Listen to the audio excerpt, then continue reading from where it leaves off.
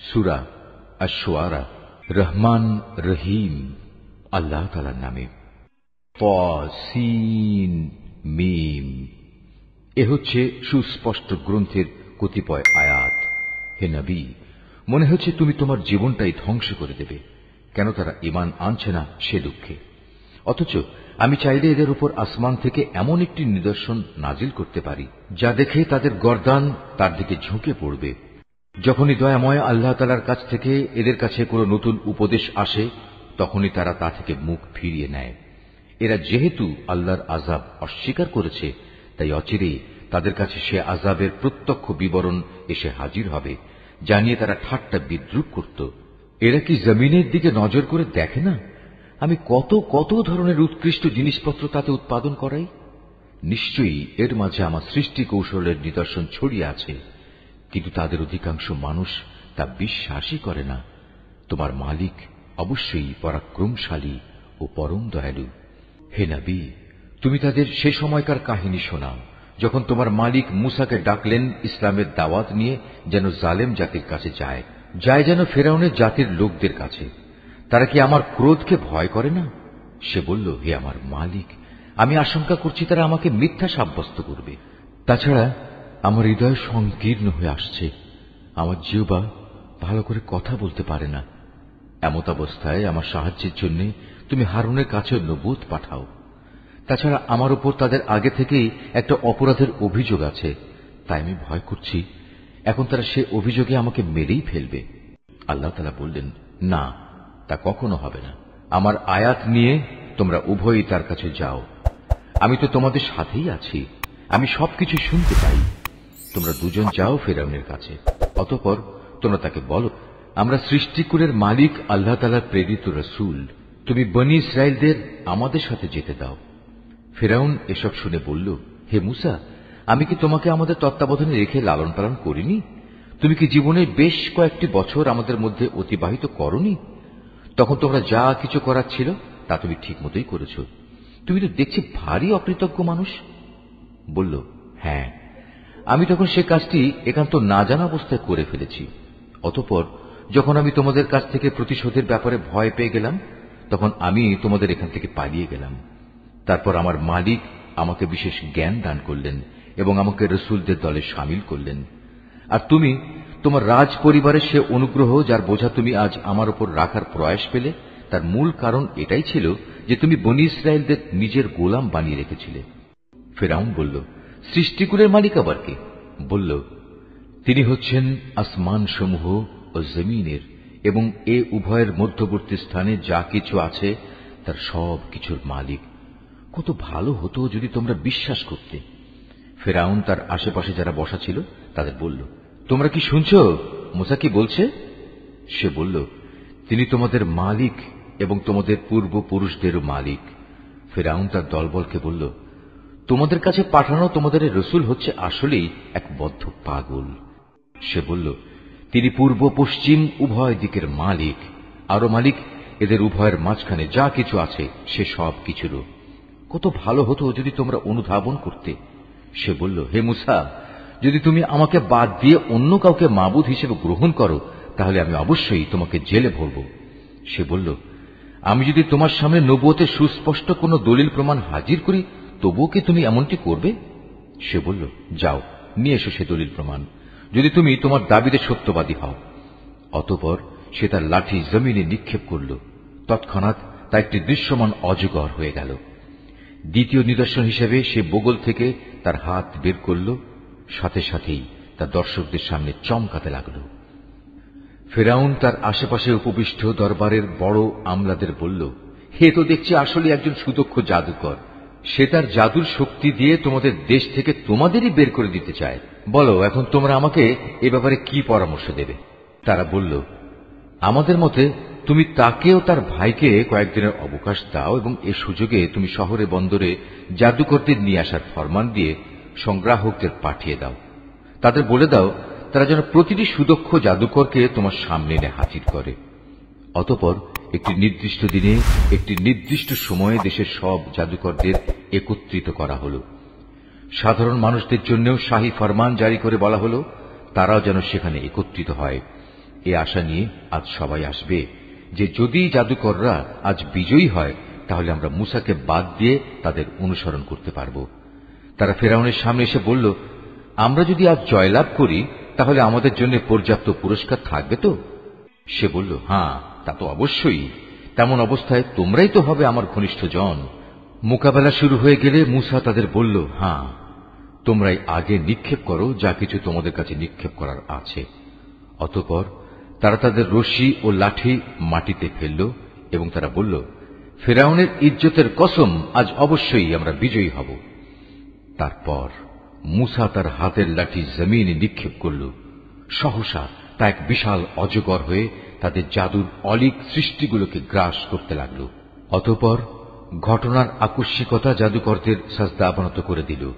তারা বলল, আমরা সৃষ্টিকুলের মালিকের উপর ঈমান আনলাম মুসা ও হারুনের মালিকের উপর।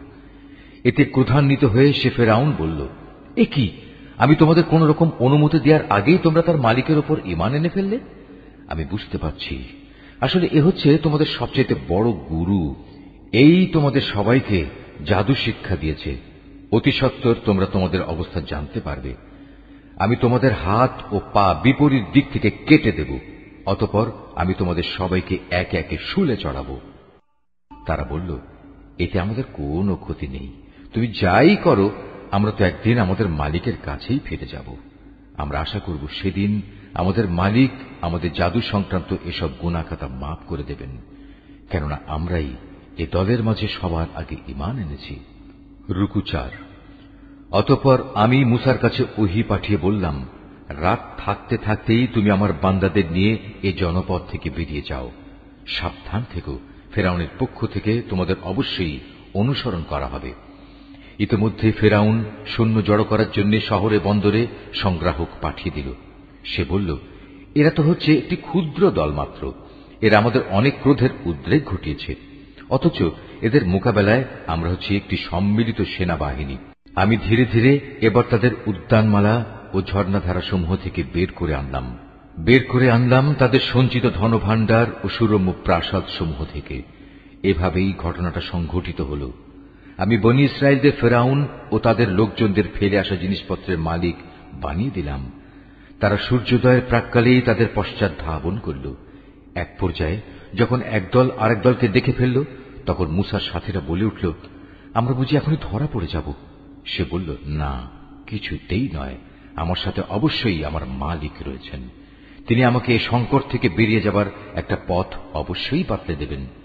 অতঃপর আমি এই বলে মুসার কাছে ওহী পাঠালাম, তুমি তোমার লাঠি দ্বারা সমুদ্রে আঘাত হানো।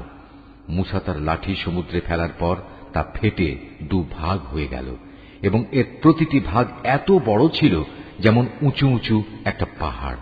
এবার আমি অপর দলটিকে এই জায়গার কাছে নিয়ে এলাম। ঘটনার সমাপ্তি এভাবে হল। আমি মুসা ও তার সকল সাথীকে ফেরাউন থেকে উদ্ধার করলাম।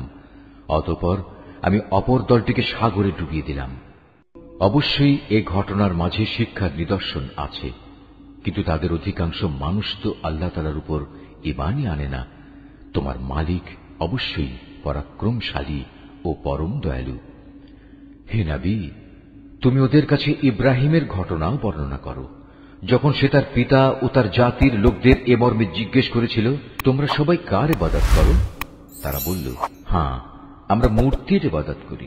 নিষ্ঠার সাথেই আমরা তাদের ইবাদতে মগ্ন থাকি।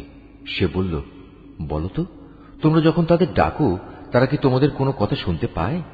অথবা তারা কি তোমাদের কোনো উপকার করতে পারে, কিংবা পারে কি তোমাদের কোনো ক্ষতি করতে? তারা বলল, না, তা পারে না। তবে আমরা আমাদের বাপদাদাদের এরূপে এদের ইবাদত করতে দেখেছি। সে বলল, তোমরা কি কখনো তাদের ব্যাপারটা একটু চিন্তা ভাবনা করে দেখেছো, যাতে তোমরা ইবাদত করো? তোমরা নিজেরা যেমনি করছো, তোমাদের আগের লোকেরাও তেমনি করেছে। এভাবে যাদের ইবাদত করা হচ্ছে, তারা সবাই হচ্ছে আমার দুশমন। তবে সৃষ্টিকুলের মালিক ছাড়া তিনি আমার বন্ধু। তিনি আমাকে পয়দা করেছেন, অতঃপর তিনি আমাকে অন্ধকারে চলার পথ দেখিয়েছেন। তিনি আমাকে আহার্য দেন, তিনি আমার পানীয় সরবরাহ করেন। আর আমি যখন রোগাক্রান্ত হই, তখন তিনি আমাকে রোগ মুক্ত করেন। তিনি আমার মৃত্যু ঘটাবেন, তিনি আমাকে আবার নতুন জীবন দেবেন। শেষ বিচারের দিন তাঁর কাছ থেকে আমি এ আশা করব তিনি আমার গুনাহসমূহ মাফ করে দেবেন। অতঃপর ইব্রাহিম দোয়া করল, হে আমার মালিক, তুমি আমাকে জ্ঞান দান করো এবং আমাকে তোমার নেককার মানুষদের সাথে মিলিয়ে রেখো এবং আগামী প্রজন্মের কাছে তুমি আমার স্মরণ অব্যাহত রেখো। আমাকে তুমি তোমার নেয়ামতে ভরা জান্নাতের অধিকারীদের মধ্যে শামিল করে নিও। আমার পিতাকে হেদায়েতের তৌফিক দিয়ে তুমি মাফ করে দাও, কেননা সে গুমরাহীদের একজন। আমাকে তুমি সেদিন অপমানিত করো না যেদিন সব মানুষদের পুনরায় জীবন দেয়া হবে। সেদিন তো কারো ধন সম্পদ কাজে লাগবে না, না সন্তান সন্ততি কারো কাজে আসবে। অবশ্য যে আল্লাহর কাছে একটি বিশুদ্ধ অন্তর নিয়ে হাজির হবে তার কথা আলাদা। সেদিন জান্নাতকে পরহেজগার লোকদের একান্ত কাছে নিয়ে আসা হবে এবং জাহান্নামকে গুনাহগারদের জন্য উন্মোচিত করে দেয়া হবে। তখন তাদের বলা হবে, বলো এখন কোথায় তারা দুনিয়ার জীবনে যাদের তোমরা ইবাদত করতে, যাদের তোমরা আল্লাহ তাআলাকে বাদ দিয়ে ইবাদতের জন্য ডাকতে? আজ তারা তোমাদের কোন রকম সাহায্য করতে পারবে কি? না তারা নিজেদের আল্লাহর আযাব থেকে আজ বাঁচাতে পারবে? অতঃপর যাদের তারা মাবুদ বানাতো তারা এবং গুমরা মানুষ যারা তাদের ইবাদত করত, সবাইকে সেখানে অধোমুখী করে নিক্ষেপ করা হবে। নিক্ষেপ করা হবে ইবলিসের সমুদায় বাহিনীকেও। সেখানে গিয়ে তারা নিজেরা এক মহা বিতর্কে লিপ্ত হবে এবং প্রত্যেকেই নিজ নিজ মাবুদদের বলবে, আল্লাহ তাআলার কসম, আমরা দুনিয়াতে সুস্পষ্ট গুমরাহিতে নিমজ্জিত ছিলাম। বিশেষ করে যখন আমরা সৃষ্টিকুলের মালিক আল্লাহ তাআলার সাথে তোমাদেরও তার সমকক্ষ মনে করতাম। আসলে এসব বড় বড় গুনার ব্যক্তিরাই আমাদের পথভ্রষ্ট করে দিয়েছে। হায়, আজ আমাদের পক্ষে কথা বলার কেউই রইল না। না আছে এমন কোন শরীর বন্ধু যে আল্লাহ তাআলার কাছে সুপারিশ পেশ করতে পারে। কত ভালো হতো যদি আমাদের আরেকবার দুনিয়ায় পাঠিয়ে দেয়া হতো, তাহলে অবশ্যই আমরা ঈমানদার হয়ে যেতাম। নিঃসন্দেহে এ ঘটনার মাঝেও শিক্ষার বহু নিদর্শন রয়েছে, কিন্তু তাদের অধিকাংশ লোক তো ঈমানই আনে না। নিশ্চয়ই তোমার মালিক পরাক্রমশালী ও পরম দয়ালু। নূহের জাতির লোকেরাও আমার রসুলদের মিথ্যা সাব্যস্ত করেছিল। যখন তাদেরই ভাই নূহ এসে তাদের বলল, হে আমার জাতি, তোমরা কি আল্লাহ তাআলাকে ভয় করো না? নিঃসন্দেহে আমি তোমাদের জন্য একজন বিশ্বস্ত রসুল। অতএব তোমরা একমাত্র আল্লাহ তাআলাকে ভয় করো এবং আমার আনুগত্য করো। আমি এ দাওয়াত পৌঁছানোর জন্য তোমাদের কাছে কোনো পারিশ্রমিক দাবি করি না। আমার যা পারিশ্রমিক তা তো রব্বুল আলামিনের কাছে মজুদ রয়েছে। সুতরাং তোমরা আল্লাহ তাআলাকে ভয় করো এবং আমার আনুগত্য করো। তারা বলল, আমরা কিভাবে তোমার উপর ঈমান আনব যখন আমরা দেখতে পাচ্ছি কতিপয় নিচু লোক তোমার আনুগত্য স্বীকার করে নিয়েছে। সে বলল, ওরা কে কি কাজ করে তা আমার জানার বিষয় নয়। তাদের কাজের হিসাব গ্রহণ করা আমার দায়িত্ব নয়। এটা তো সম্পূর্ণ আমার মালিকের ব্যাপার। কত ভালো হতো এ কথাটা যদি তোমরাও বুঝতে পারতে। এটা আমার কাজ নয় যে যারা ঈমান আনবে নিম্নমানের মানুষ হওয়ার কারণে আমি তাদের আমার কাছ থেকে তাড়িয়ে দেব। আমি তো একজন সতর্ককারী ছাড়ার কিছুই নই। তারা বলল, হে নূহ, যদি তুমি এ কাজ থেকে ফিরে না আসো তাহলে তোমাকে পাথর মেরে হত্যা করা হবে। সে বলল, হে আমার মালিক, তুমি দেখতে পাচ্ছ কিভাবে আমার জাতি আমাকে মিথ্যাবাদী সাব্যস্ত করল। তুমি আমার এবং তাদের মাঝে একটা ফয়সালা করে দাও। তুমি আমাকে এবং আমার সাথে যেসব ঈমানদার মানুষরা আছে তাদের সবাইকে এদের ফিতনা থেকে উদ্ধার করো। আমি তার এ দোয়া কবুল করলাম। তাকে এবং তার সঙ্গী সাথী যারা ভরা নৌকায় তার সাথে আরোহী ছিল তাদের মহাপ্লাবন থেকে বাঁচিয়ে দিলাম। অতঃপর অবশিষ্ট লোকদের আমি ডুবিয়ে দিলাম। এ ঘটনার জন্যেও একটি শিক্ষণীয় নিদর্শন আছে, কিন্তু এদের মধ্যে অধিকাংশ লোক তো ঈমানই আনে না। অবশ্যই তোমার মালিক, তিনি তো মহাপরাক্রমশালী এবং পরম দয়ালু। আদ সম্প্রদায়ের লোকেরাও তাদের রসুলদের মিথ্যা প্রতিপন্ন করেছিল। যখন তাদেরই একজন শুভাকাঙ্ক্ষী ভাই এসে তাদের বলল, হে আমার জাতির লোকেরা, এ কি হলো তোমাদের? তোমরা কি আল্লাহ তাআলাকে ভয় করবে না? আমি হচ্ছে তোমাদের জন্য একজন বিশ্বস্ত রসুল। অতএব তোমরা আল্লাহ তাআলাকে ভয় করো এবং আমার আনুগত্য করো। আমি তো এই কাজের জন্য তোমাদের কাছে কোনো প্রতিদান চাই না। আমার প্রতিদান তো রব্বুল আলামিন আল্লাহ তাআলার কাছে মজুদ রয়েছে। তোমরা প্রতিটি উঁচু স্থানের স্মৃতিসৌধ হিসেবে বড় বড় ঘর বানিয়ে নিচ্ছ, যা তোমরা একান্ত অপচয় হিসেবেই করছ। এমন নিপুণ শিল্পকর্ম দিয়ে প্রাসাদ বানাচ্ছ যা দেখে মনে হয় তোমরা বুঝি এ পৃথিবীতে চিরদিন থাকবে। অপরদিকে তোমরা যখন কার উপর আঘাত হানো সে আঘাত হানো অত্যন্ত নিষ্ঠুর স্বেচ্ছাচারী হিসেবে। অতএব তোমরা আল্লাহ তাআলাকে ভয় করো এবং আমার আনুগত্য করো। তোমরা ভয় করো তাকে, যিনি তোমাদের এমন সবকিছু দিয়ে সাহায্য করেছেন যা তোমরা ভালো করে জানো। তিনি চতুষ্পদ জন্তু জানোয়ার সন্তান সন্ততি দিয়ে তোমাদের সাহায্য করেছেন সুরম্য উদ্যানমালা ও ঝর্ণা ধারা দিয়ে। সত্যি আমি এসব অকৃতজ্ঞ আচরণের কারণে তোমাদের জন্য একটি কঠিন দিনের শাস্তির ভয় করছি। তারা বলল, হে নবী, তুমি আমাদের কোনো উপদেশ দাও কিংবা না দাও, উভয়টাই আমাদের জন্য সমান। তোমার এসব কথা আগের লোকদের নিয়ম নীতি ছাড়া আর কিছু নয়। আসলে আমরা কখনো আযাব প্রাপ্ত হব না। অতঃপর তারা তাকে মিথ্যা সাব্যস্ত করল। আমিও তাদের সম্পূর্ণ ধ্বংস করে দিলাম। মূলত এই ঘটনার মাঝেও রয়েছে শিক্ষণীয় নিদর্শন। তা সত্ত্বেও এদের অধিকাংশ মানুষ ঈমান আনে না।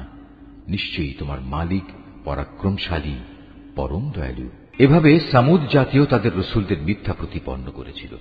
যখন তাদেরই এক ভাই সালেহ তাদের বলেছিল, তোমাদের এ কি হল? তোমরা কি আল্লাহ তাআলাকে ভয় করবে না? নিঃসন্দেহে আমি তোমাদের জন্য একজন বিশ্বস্ত রসুল। অতএব তোমরা আল্লাহ তাআলাকে ভয় করো এবং আমার আনুগত্য করো। আমি তো তোমাদের কাছে এই কাজের জন্য কোন রকম পারিশ্রমিক দাবি করছি না যে এ ভয়ে তোমরা আমাকে অমান্য করবে।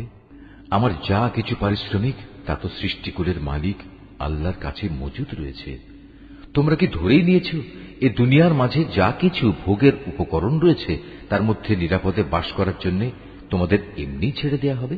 নিরাপদ থাকবে তোমরা এ উদ্যানমালা ও এ ঝর্ণাধারার মধ্যে? শস্যক্ষেত্র, এ নাজুক ও ঘন গোছা বিশিষ্ট খেজুর বাগিচার মধ্যেও কি তোমরা সত্যি নিরাপদ থাকতে পারবে? তোমরা যে নিপুণ শিল্প দ্বারা পাহাড় কেটে রংচং করে বাড়ি বানাও, তা থেকে তোমরা চিরদিন থাকতে পারবে? ওর কোনোটাতেই যখন তোমরা নিরাপদ নও, তখন তোমরা আল্লাহ তাআলাকে ভয় করো এবং আমার আনুগত্য করো। সেসব সীমা লঙ্ঘনকারী মানুষদের কথা শোনো না, যারা আল্লাহর জমিনে শুধু বিপর্যয় সৃষ্টি করে এবং কখনো সমাজের সংশোধন করে না। এসব শুনে তারা বলল, হে সালেহ, আসলেই তুমি হচ্ছে একজন জাদুগ্রস্ত ব্যক্তি। তুমি তো আমাদেরই মতো একজন মানুষ। যদি তুমি তোমার দাবিতে সত্যবাদী হও, তাহলে ভিন্ন কোনো প্রমাণ নিয়ে এসো। সে বলল, এ উষ্ট্রি হচ্ছে আমার নবুয়তের প্রমাণ। এর জন্য কুয়ার পানি পান করার একটি নির্দিষ্ট পালা থাকবে, আর একটি নির্দিষ্ট দিনের পালা থাকবে তোমাদের পশুদের পানি পান করার জন্য। কখনো একে কোন রকম দুঃখ ক্লেশ দেওয়ার উদ্দেশ্যে স্পর্শও করো না, নতুবা বড় কঠিন দিনের আযাব তোমাদের পাকড়াও করবে। অতঃপর পায়ের নলি কেটে তারা সেটিকে হত্যা করল। তখন কঠিন শাস্তি দেখে তারা ভীষণভাবে অনুতপ্ত হল। অতঃপর আল্লাহ তাআলার শাস্তি এসে তাদের গ্রাস করল। এ ঘটনার মাঝেও রয়েছে আল্লাহ তাআলার বিশেষ নিদর্শন, কিন্তু তাদের অধিকাংশ মানুষ তো ঈমানই আনে না। নিঃসন্দেহে তোমার মালিক মহাপরাক্রমশালী, পরম দয়ালু। একইভাবে লুতের জাতীয় আল্লাহর রসুলদের অস্বীকার করেছে। যখন তাদের ভাই লুত এসে তাদের বলল, এ কি হলো তোমাদের? তোমরা কি আল্লাহর আযাবকে ভয় করবে না? নিঃসন্দেহে আমি হচ্ছি তোমাদের জন্য একজন বিশ্বস্ত রসুল। অতএব তোমরা আল্লাহ তাআলাকে ভয় করো এবং আমার আনুগত্য করো। আমি তো এ কাজের জন্য তোমাদের কাছে কোনো বিনিময় চাচ্ছি না। আমার বিনিময় তো দুনিয়া জাহানের মালিক আল্লাহর দরবারেই মজুদ রয়েছে। এ কি হলো তোমাদের? জৈবিক প্রয়োজন পূরণের জন্য তোমরা দুনিয়ার পুরুষগুলোর কাছেই যাও, অথচ তোমাদের মালিক তোমাদের এই প্রয়োজনের জন্য তোমাদের স্ত্রীদের পয়দা করে রেখেছেন। তাদের তোমরা পরিহার করে এর নোংরা কাজে লিপ্ত থাকো। তোমরা আসলেই এক মারাত্মক সীমা লঙ্ঘনকারী জাতি। তারা বলল, হে লূত, যদি তুমি তোমার এসব ওয়াজ নসিহত থেকে নিবৃত না হও, তাহলে তুমি হবে বহিষ্কৃতদের একজন। সে বলল, দেখো, আমি তোমাদের এই নোংরা কাজ অত্যন্ত ঘৃণা করি। এবার লূত আল্লাহ তাআলাকে বলল, হে আমার মালিক, তারা যা কিছু করে তুমি আমাকে এবং আমার পরিবার পরিজনকে সেসব ঘৃণিত কাজ থেকে বাঁচাও। অতঃপর আমি লূত ও তার পরিবার পরিজনদের সকলকে উদ্ধার করলাম, তার পরিবারের এক পাপী বৃদ্ধাকে বাদ দিয়ে। সে উদ্ধারের সময় পেছনেই থেকে গেল এবং আযাবে নিমজ্জিত হয়ে গেল। অতঃপর অবশিষ্ট সবাইকেই আমি সম্পূর্ণ ধ্বংস করে দিলাম। তাদের উপর আমি আযাবের বৃষ্টি বর্ষণ করলাম। যাদের ভীতি প্রদর্শন করা হয়েছিল তাদের জন্য কত নিকৃষ্ট ছিল সেই আযাবের বৃষ্টি। এই ঘটনার মাঝেও রয়েছে শিক্ষণীয় নিদর্শন, কিন্তু তাদের অধিকাংশই ঈমান আনে না। নিঃসন্দেহে তোমার মালিক মহাপরাক্রমশালী, পরম দয়ালু। আইকার অধিবাসীরাও আগত রসুলদের অস্বীকার করেছিল। যখন শোয়েব তাদের বলেছিল, হে আমার জাতি, তোমরা কি আল্লাহ তাআলাকে ভয় করবে না? নিঃসন্দেহে আমি হচ্ছি তোমাদের জন্য একজন বিশ্বস্ত রসুল, সুতরাং তোমরা আল্লাহ তাআলাকে ভয় করো এবং আমার আনুগত্য করো। আমি যে তোমাদের ডাকছি, এজন্য আসলে আমি তোমাদের কাছ থেকে কোনো পারিশ্রমিক দাবি করছি না, কারণ আমার পারিশ্রমিক যা তা তো সৃষ্টিকুলের মালিক আল্লাহ তাআলার কাছেই মজুদ রয়েছে। হে মানুষ, মাপের সময় তোমরা পুরোপুরি মেপে দেবে। মাপে কম দিয়ে তোমরা ক্ষতিগ্রস্ত লোকদের দলভুক্ত হয়েও না। ওজন করার সময় পাল্লা ঠিক রেখে ওজন করবে। মানুষদের পাওনা কখনো কম দেবে না এবং দুনিয়ায় খামাখা ফিতনা ফাসাদ সৃষ্টি করো না। ভয় করবে তাকে যিনি তোমাদের এবং তোমাদের আগে যারা গত হয়ে গেছে তাদের সবাইকে সৃষ্টি করেছেন। তারা বলল, হে শোয়েব, তুমি তো দেখছি জাদুগ্রস্ত ব্যক্তিদেরই অন্তর্ভুক্ত। তুমি তো আমাদেরই মতো মানুষ। আমরা মনে করি তুমি মিথ্যাবাদীদেরই অন্তর্ভুক্ত। হ্যাঁ, তুমি যদি নবী হওয়ার দাবিতে সত্যবাদী হও, তাহলে যাও, আসমান ভেঙে এর একটি টুকরো আমাদের উপর ফেলে দাও। সে বলল, যা কিছু উদ্ভট দাবি তোমরা করছো, আমার মালিক তা ভালো করে জানেন। অতঃপর তারা তাকে মিথ্যা সাব্যস্ত করল। পরিণামে মেঘাচ্ছন্ন দিনের এক ভীষণ আযাব তাদের পাকড়াও করল। এ ছিল সত্যি এক কঠিন আযাব। এই ঘটনার মাঝেও শিক্ষার নিদর্শন আছে, কিন্তু মানুষদের অনেকেই এর উপর ঈমান আনে না। নিঃসন্দেহে তোমার মালিক মহাপরাক্রমশালী ও পরম দয়ালু। হে নবী, অবশ্যই এ কোরআনটা রব্বুল আলামিনের নাজিল করা একটি গ্রন্থ। একজন বিশ্বস্ত ফেরেশতা আমারই আদেশে এটা নাজিল করেছে তোমারই মনের উপর, যাতে করে তুমিও সতর্ককারী নবীদের একজন হতে পারো। একে নাজিল করা হয়েছে সুস্পষ্ট আরবি ভাষায়। আগের উম্মতদের কাছে নাজিল করা কিতাবসমূহে অবশ্যই এটি উল্লিখিত আছে। এটা কি এদের জন্য দলিল নয় যে বনী ইসরায়েলের আলেমরাও এর সম্পর্কে পূর্ণ অবগত আছে?